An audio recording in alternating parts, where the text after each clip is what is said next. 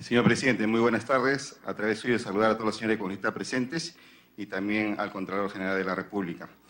Es cierto, hay una gran preocupación en lo que se refiere a la Cuenta General de la República.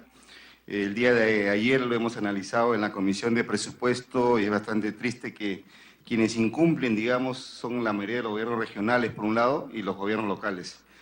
Por eso hace 10 años que no se aprueba la Cuenta General de la República. Creo que hay que tomar medidas bastante duras, de repente a veces bastante drásticas, en ese sentido, ¿no? Había una propuesta que yo la escuché el año pasado acá, en la Comisión de Fiscalización se dice, ¿por qué no incorporar a los alcaldes, regidores, gobernadores, vicegobernadores, consejeros regionales bajo los alcances de la potestad sancionadora de la Contraloría General de la República, en tanto en la práctica constituyen instancias ejecutivas y administrativas, teniendo un margen de dominio y poder de decisión sobre la conducción de la entidad? ¿No? Me gustaría saber cuál es la opinión de usted, señor Contralor, al respecto, ya que nos ha hecho una serie de medidas innovadoras, y yo creo que esto también sería muy conveniente, digamos, para tener un mejor control, digamos, de las acciones. En el Perú hay casi aproximadamente 2.500 instituciones públicas que son los pliegos presupuestales y solo 800 tienen oficinas de control institucional con funcionarios designados en algunos casos por la Contraloría y en otros directamente a propuesta, digamos, de los gobiernos locales más que todos, ¿no? O por el titular de cada entidad. ¿Qué acciones se ha contemplado para corregir esta situación, sobre todo a nivel de gobiernos locales? Porque yo creo que hay que hacer esto de forma inmediata. Hay muchos municipios, sobre todo de las partes altas, digamos, del Perú profundo, digamos, que no hay ningún tipo de control. Y es donde existen casi la mayoría de problemas, digamos, de la población con las autoridades, ¿no? Ya la población ha dejado, digamos, se cree en las autoridades y por ende en los políticos, y también dice qué hace el Estado porque no controlan, digamos, cuáles son los gastos de algunos alcaldes. Y esto se ha podido comprobar también a través del Niño Costero, ¿no? Donde a cada gobierno local en muchos casos se le dio 100.000 soles en un principio y después 100.000 más, y en muchos casos no han hecho casi prácticamente nada, digamos, han tenido que hacerlo en algunos casos los gobiernos regionales con el apoyo de maquinaria, ¿no? Igualmente, preguntarle al Contralor a través suyo, señor presidente, ¿qué acciones ha emprendido para que las municipalidades, sobre todo las distritales, tengan un control aleatorio e itinerante? Usted ha hablado bastante de lo que es la interoperatividad y del uso de herramientas tecnológicas. Ya se está elaborando algunas directivas para introducir masivamente la tecnología, digamos, en todos los sectores de la administración pública, ¿no? O que también se está esperando de repente la formalización de las transferencias de algunas gestiones. Igualmente, señor Contralor, a través de la presidencia, es evidente que la mayoría de los gobiernos regionales no pueden financiar los gastos solamente con sus ingresos. ¿Cuál es su opinión sobre la descentralización fiscal? Por su experiencia en el Ministerio de Economía y Finanzas, ¿cree que se podría proponer un sistema de transferencias de las regiones más ricas a las más pobres para compensar a las regiones cuya destreza para la recaudación sea por debajo del nivel necesario que se brinda hoy en día en cada uno de los servicios? Usted también nos ha comentado de por qué no controlar en forma directa. Hoy en día el Ministerio de Economía y Finanzas tiene a cargo lo que es el SIAF. Desgraciadamente es un sistema que colapsa a cada momento, se cuelga. Hay muchos gobiernos locales que quieren acogerse y no pueden, y a veces retrasan, digamos, la parte administrativa 3, 4 días, sobre todo en la parte altoandina, donde es bastante difícil el acceso. Yo creo que si tenemos un buen sistema SIAF 2, hace años el Banco Mundial dio una donación para que se implemente este sistema. Sé que se ha gastado el 80% en gastos administrativos y yo creo que ese 20% que queda no se puede hoy en día, digamos, tener el nuevo software. Yo creo que esto hay que ayudar a que se implemente de todos modos. Hoy día en la mañana en la Comisión de Economía hablábamos con el Ministro de Economía para que esto se dé prioridad, porque yo creo que es de vital importancia. La mejor forma de controlar es, ustedes tienen el control, se pueden interconectar con la Contaduría General de la República, que también envían los balances respectivos de cada año para verificar si son reales o no son reales, porque usted sabe que existen muchos contadores que de repente algunos son maquilladores, arreglan las contabilidades de acuerdo al alcance, digamos, de las autoridades, y también conjuntamente con el SIAF, ¿no? Yo creo que si eso está interconectado, digamos, va a haber un mejor manejo, digamos, y control de la parte económica, ¿no? Igualmente también, señor Contralor, sería bueno que usted pida, digamos, a todas las instituciones públicas, hoy en día se han hecho muchas obras, pero podemos analizar nada más del año 2011 al año 2016 en lo que era el programa Agua para Todos. Cerca de 800 obras y nada más fueron liquidadas creo que 10 obras. ¿Qué es lo que ha pasado? ¿Por qué no se acabaron? ¿Por qué se quedó? Y hay muchas obras que ni siquiera han sido, digamos, reseccionadas. Y esto viene pasando desde hace muchos años anteriores, lo cual afea notablemente los balances, sobre todo a los gobiernos locales, que hoy en día cuando se quiere ir al sistema crediticio de una institución financiera, nos piden los balances y se presenta balances fictos porque no son reales para pasar la prueba y se pueda hacer los respectivos préstamos para que puedan ejecutar obras, ¿no? Pero hay muchas obras que han quedado al camino, y ¿por qué no acabar esas obras que de repente se encuentran al 60, 70 o al 80% de ejecución? Que porque vino el cambio de autoridad se dejaron abandonadas porque la nueva autoridad piensa diferente a la anterior, o porque de repente había problemas personales, no se han continuado esas obras, y los grandes perjudicados es la población y por ende también el erario nacional, porque se ha hecho gastos innecesarios de muchas obras. Y también me alegra que usted el día de hoy ha dicho que va a contratar más personal de campo, llámese ingenieros, arquitectos, porque yo creo que hoy en día la razón, digamos, de la Contraloría es la de supervisar que se hagan mejores obras. Y necesariamente si nosotros tenemos un ingeniero que sabe pues, si la tubería tiene la pared del tubo es la adecuada o no es la adecuada, porque según el expediente técnico puede decir la pared del tubo 1 pulgada y de repente tiene 0.5 pulgadas, porque al final está enterrada, nadie lo ve. O abajo también cuando se ponen los tubos tienen que tener una camita, digamos, de 20 centímetros de repente de arena para que tengan la flexibilidad necesaria, y a veces no lo tiene. Y en muchas construcciones también la junta de dilataciones no se hacen y por eso es que se dejan a través del tiempo, ¿no? O también en las veredas que se hacen, dice por metro cúbico una bolsa de cemento y te echan 3/4 bolsas de cemento y tienen más pobreza, digamos, y por ende eso va a tener menor tiempo de duración. Creo que necesariamente ese trabajo que piensa hacer usted de contratar más técnicos de campo es algo muy bueno y es algo positivo, y yo creo que también hay que utilizar las herramientas que ya lo tiene la Contraloría hace bastante tiempo, lo de Infobras. Y si se hace convenio para verlo satelitalmente, que se tiene en tiempo real, aunque dice que no es tiempo real, hay 1 minuto de diferencia, es algo muy conveniente porque no nos van a dejar nadie sorprender. Vemos el avance físico de horas, soy testigo de que muchas veces el avance físico de hora 40% y el avance económico o financiero de la obra está en el 80-90%. Yo digo, ¿cómo se paga adelantos de obras si no se ha concluido con la obra, ¿no? Eso es todo, señor presidente, muchas gracias. Agradecemos al congresista Alcalá que nos ha traído prácticamente todas las preguntas. Queremos saludar y dar la bienvenida al congresista Carlos Domínguez y cedemos el uso de la palabra al congresista Miguel Elías. Muchas gracias, señor presidente, por su intermedio. Saludar al Contralor de la República, Nelson Schack. Bueno, yo tenía varias preguntas que formularle, pero en el transcurso de su exposición he ido tachando muchas de ellas, y yo celebro de verdad que la Contraloría tenga en sus planes el acceso irrestricto a todas las entidades, instituciones públicas, para poder de esa forma controlar, valga la redundancia, a nuestras entidades. Pero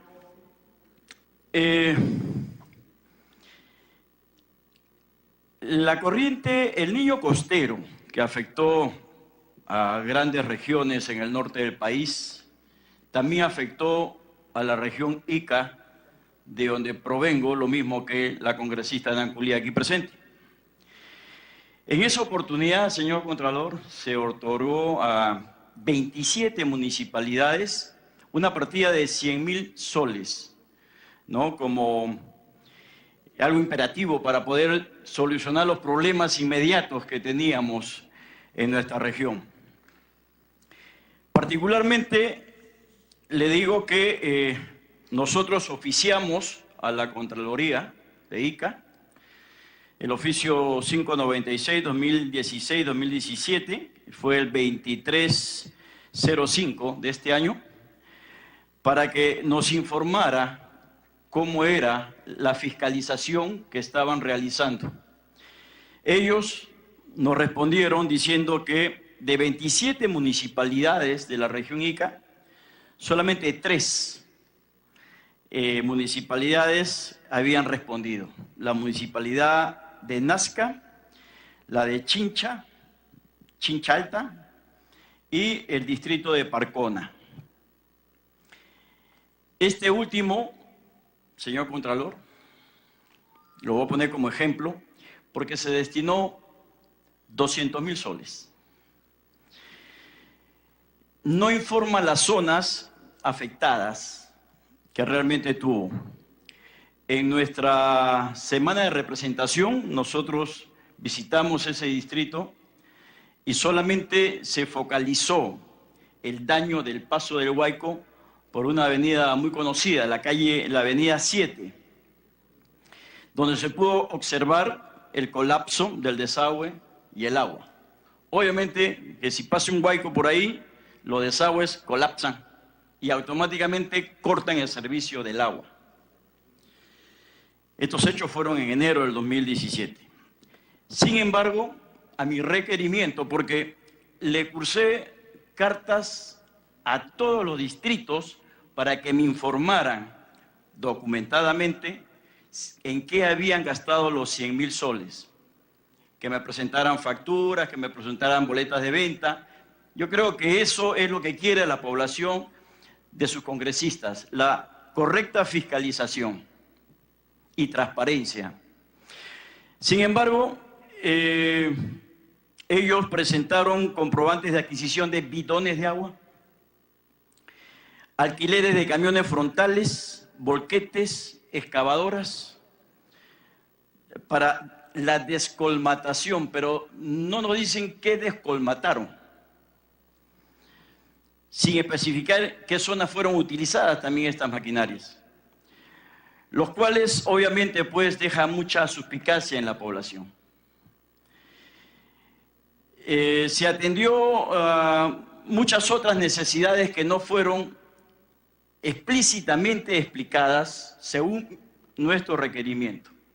Es por eso, señor Contralor, que en vista de todos estos acontecimientos y con la experiencia que tenemos los iqueños, en el caso Fort Sur del terremoto que tuvimos el año 2007, somos escépticos, desconfiados y temerosos de algunas autoridades. Esa es básicamente la pregunta. Esto ha sido una introducción, pero es una sola pregunta. ¿Qué acciones está tomando la Contraloría para fiscalizar el correcto uso de estas partidas que se le entregaron a estas municipalidades? Gracias. Agradecemos al congresista Miguel Ángel Elías. Tiene el uso de la palabra la congresista Gloria Montenegro. Gracias, señor presidente. Un saludo muy cordial a todos ustedes. La bienvenida al Contralor General de la República, a su equipo que lo acompaña. Señor Contralor, una exposición bastante importante, sobre todo en lo que corresponde a las nuevas propuestas de control. Me parece que el Congreso tendrá la gran responsabilidad de apoyar esas iniciativas legislativas que le permitan a usted hacer un buen trabajo en función de la transparencia y el uso de recursos eficientes, recursos de todos los peruanos.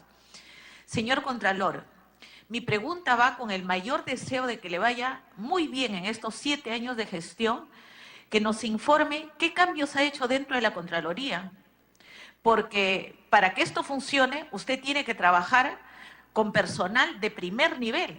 Sin embargo, vemos a muchos de los que estuvieron involucrados en los casos anteriores que usted conoce, con cargos ejecutivos y alrededor suyo. Una segunda pregunta, señor Contralor, que me parece sumamente importante de su exposición, es que evidentemente la Contraloría va a ser imposible que controle a más de 2.000 municipalidades, gobiernos regionales y todas las entidades públicas, por lo que se hace indispensable generar herramientas para el control social, para el control ciudadano. ¿Cuáles son esas herramientas de tal manera que podamos ayudarnos de la denuncia pública y poder dar resultados, sobre todo en gobiernos locales y gobiernos regionales? Finalmente, señor Contralor, le pongo como ejemplo en la ciudad de Trujillo, región La Libertad, a la que represento, ya dentro de las obras de reconstrucción con cambios, hay obras que también se van a hacer por los mecanismos de alianza público-privadas o de obras por impuestos. La quebrada de San Ildefonso, la va a hacer bajo el mecanismo de obras por impuestos la empresa Bacus, más de 120 millones. ¿Cómo van a controlar estos casos que son a través de estos mecanismos? ¿Y cuál va a ser el informe que desde nosotros podemos ir viendo y comunicando a la población? Gracias, señor Contralor. Gracias, señor presidente. Agradecemos a la congresista Gloria Montenegro. Tiene el uso de la palabra el congresista Lucio Ávila.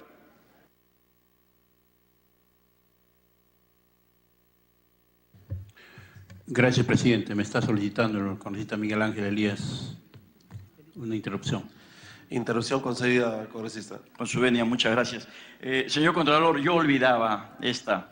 Tenemos una ley, la 29555, que es ley que implementa la incorporación progresiva de las plazas y presupuestos de los órganos de control institucional a la Contraloría General de la República.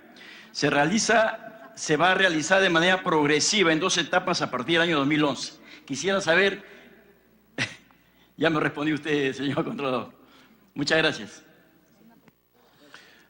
Puede continuar el congresista Lucio Ávila. Está solicitando la congresista Estelita Bustos una interrupción. La segunda interrupción, congresista Estelita Bustos. Gracias, presidente, colegas todos. Y saludarle por su intermedio al Contralor Néstor Schack. Quisiera hacerle la pregunta del millón, como se dice. Quisiera saber cuál es la situación actual laboral del ex Contralor, Edgar Alarcón. ¿Sigue trabajando en la Contraloría? ¿Se le ha iniciado un proceso por los pagos indebidos que se avisan en su gestión del ex Contralor? Eso quisiera saber. Gracias. Puede continuar, congresista Lucio Ávila. Gracias, presidente. En primer lugar, saludamos la presencia del señor Contralor. Siempre nosotros, y como nuestro pueblo, preocupado por el problema de la corrupción. Yo realmente felicito al Contralor Schack por habernos presentado ese marco teórico del trabajo que va a realizar. Pero, Contralor, por muy buen marco teórico que tengamos, si no tenemos resultados, estamos en lo mismo, estamos en nada. La corrupción toca todos los niveles de gobierno, nacional, regional, local. Y yo le pediría, a nombre de mi región, sobre temas específicos que ya se lo he mencionado cuando todavía no había sido elegido Contralor en este mismo Congreso. Tenemos un problema en donde hay una inversión de 330 millones de soles, la carretera Puno-Juliaca. Está interrumpido el trabajo desde el mes de enero. Aparte de que está sobrevalorado, porque solamente son 44 kilómetros, hay muy poca área con pendientes, casi todo es plano, está súper sobrevalorado, está en este momento interrumpido y sabemos que hay un desembolso fuerte por cada día que pasa. ¿Qué está ocurriendo, señor Contralor? Hemos pedido con mucha preocupación se nos informe esta situación. También había pedido, eso también es trabajo del gobierno nacional, se ha hecho una carretera de Puno, Mañazo, Guataquita, más o menos algo de 40 kilómetros. La carretera no ha durado, o sea, ha tenido una duración de vida útil, vamos a llamarlo así, de no más de 4 o 5 meses. Esto ha sucedido a finales del gobierno de Ollanta Humala. Hoy día esa carretera no sirve absolutamente para nada. Entonces, ¿qué ha ocurrido ahí? ¿Cómo puede haber tanto despilfarro de dineros del pueblo? Igual ocurre con el caso de gobierno regional. Tenemos un caso emblemático en la ciudad de Juliaca, el caso del hospital materno infantil que ya va tocando 3 gobiernos regionales. ¿Qué ha pasado? Parece que nadie quiere tocar, tiene miedo de tocar el problema. ¿Cuánto despilfarro ha habido ahí? También se habla bastante de corrupción en la carretera de Sina y Anahuaya, que también está a cargo del gobierno regional. Y ni qué decir de gobiernos locales, solamente le voy a señalar un caso, señor Contralor, el caso del drenaje pluvial de Juliaca, el cual nos tocó en la Comisión de Fiscalización hacer la investigación por delegación de funciones. Y hemos encontrado que el Estado le ha entregado el dinero, el Ministerio de Vivienda le ha entregado el dinero al municipio. Son 190 millones de soles que lo ha transferido. Y de esto el municipio ha gastado 72 millones. Como resultado se tiene solamente una ejecución física válida, útil, del 4%. Dos gobiernos locales que han pasado, uno de ellos del primer gobierno local, el alcalde ha sido asesinado, no sabemos por qué motivo, seguramente relacionado con esto, en la cárcel de Yanamayo, detenido por acto de corrupción justamente. Entonces, señor Contralor, el pueblo pide, implora que paremos toda esta corruptela que está ocurriendo en todos los niveles de gobierno, nacional, regional, local. Y esperamos que usted empiece a trabajar, porque esa es la esperanza y esa es la misión que le ha encomendado este Congreso. Sin mirar a quién, tenemos que parar la corrupción. Gracias, presidente. Agradecemos al congresista Lucio. Justamente relacionado, disculpe. Todos estos dineros que se gastan en obras de inversión pública lo hace un supervisor, que es en algunos casos una persona natural y en algunos casos una persona jurídica.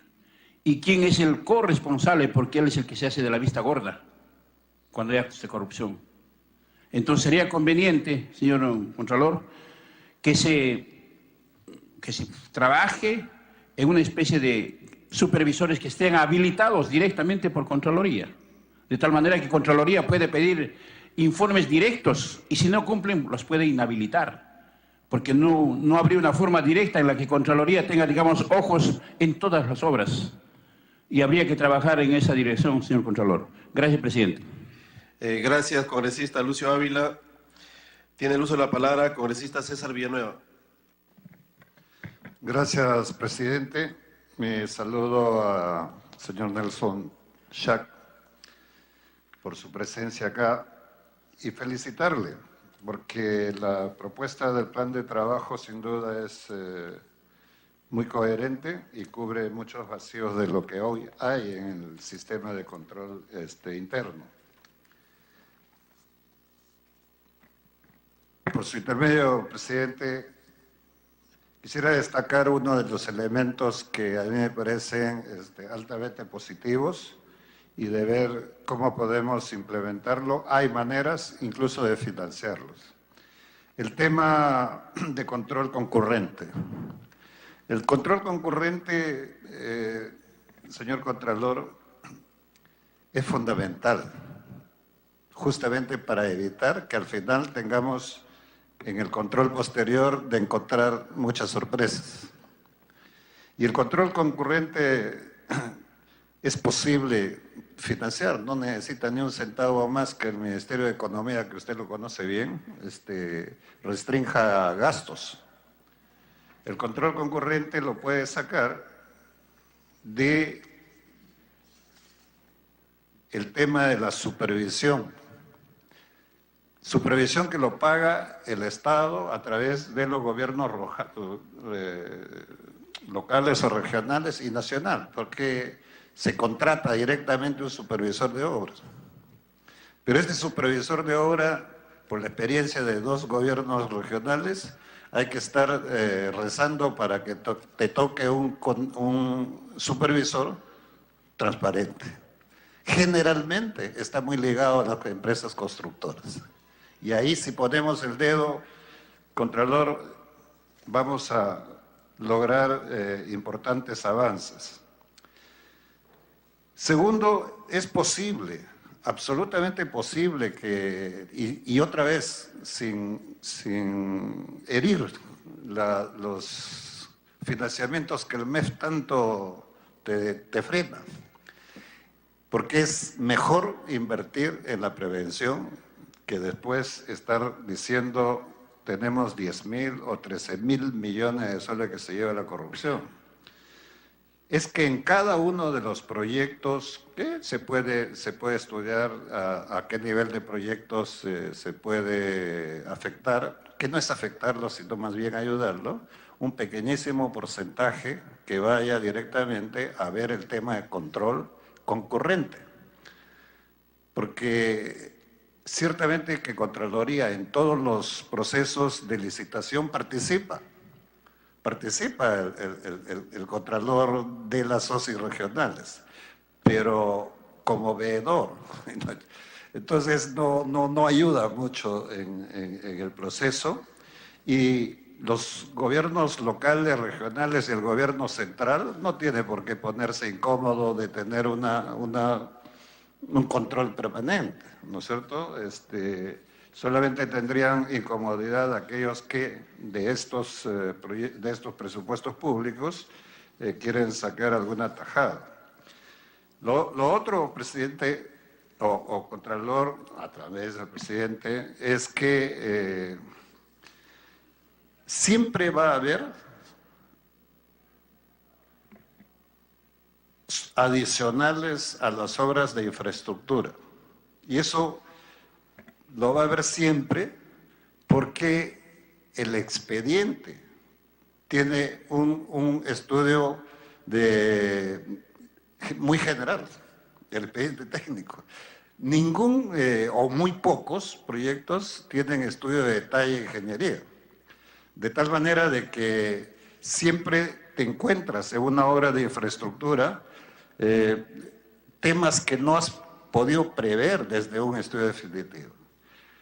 Y entonces, cuando se encuentra eso y hay adicionales que se ha clavado en la gente, que todo adicional es signo de corrupción. Si no hay eso, una prevención y un seguimiento, por ejemplo, como usted está planteando con la supervisión, con el control concurrente, vamos a tener cientos de obras paralizadas en el momento que no se pueda adicionar unos pequeños soles. Así que por eso es que me parece estratégico y muy bien planteado la posibilidad de estas, y se puede ver cómo se maneja con los recursos que hay para la supervisión de obras. Porque cualquier alcalde, cualquier presidente regional y cualquier ministro dormiría tranquilo sabiendo que hay una supervisión permanente, ¿no es cierto? Y más aún cuando, y esa es otra felicitación de mi parte como descentralista, cuando el esquema va descentralizadamente. Entonces, si el sistema es descentralizado, vamos a tener con toda seguridad un mejor control que desde Lima cada que hay recién los problemas, ¿no? En esa dirección, Contralor, del control preventivo, le pido a usted de manera formal, bueno, si es necesario en oficio lo haré, pero en estos momentos, poner la atención en un proyecto de emergencia que se ha dado, es un decreto de emergencia que se ha dado a través de salud para ejecutarse por encargo por el Ministerio de Vivienda, para implementar el sistema de agua en las comunidades nativas amazónicas afectadas por los derrames de petróleo. Hay 84 millones de soles que aún no son gastados, aún no son aplicados, hay tiempo de advertirle.